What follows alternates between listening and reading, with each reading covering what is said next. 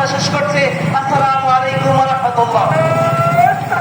সংগ্রামী কালীগঞ্জবাসী, সংগ্রামে উপস্থিতি, এ পর্যায়ে আপনাদের সামনে বক্তব্য পেশ করবেন গণমানুষের সংগঠন বাংলাদেশ জামাত ইসলামী কালীগঞ্জ উপজেলার সংগ্রামী আমির বারবার কালামীর জাতীয় জননেতা মজলুম জননেতা মাওলানা ওলিউর রহমান।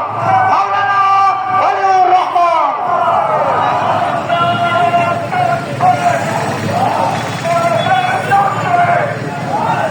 আসসালামু আলাইকুম ওয়া রাহমাতুল্লাহি ওয়া বারাকাতুহু। শত শত শহীদের রক্তে স্নাত বাংলাদেশ, শত শত শহীদের রক্তে স্নাত বাংলাদেশ জামাত ইসলামী ইসলামী ছাত্র শিবির কালীগঞ্জ উপজেলা শাখা কর্তৃক আয়োজিত আজকের এই গণসংযোগ সমাবেশের সর্বশেষ বলা যায়, এরপরে আরেকটি সমাবেশ আছে।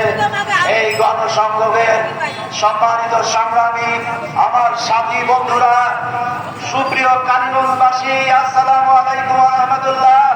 হিন্দু ভাইদের প্রতি আন্তরিক শুভেচ্ছা দিয়ে আমি আমার দুটি কথা বলতে চাই। ভাইয়েরা আমার,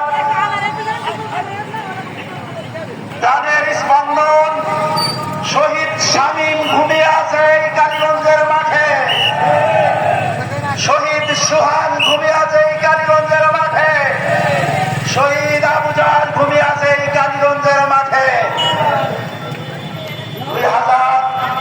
2008 সালের পর থেকে যতবার আওয়ামী লীগ ক্ষমতায় এসেছে বারবার খুন হয়েছে, বাংলাদেশে হাজার হাজার মানুষ খুন হয়েছে।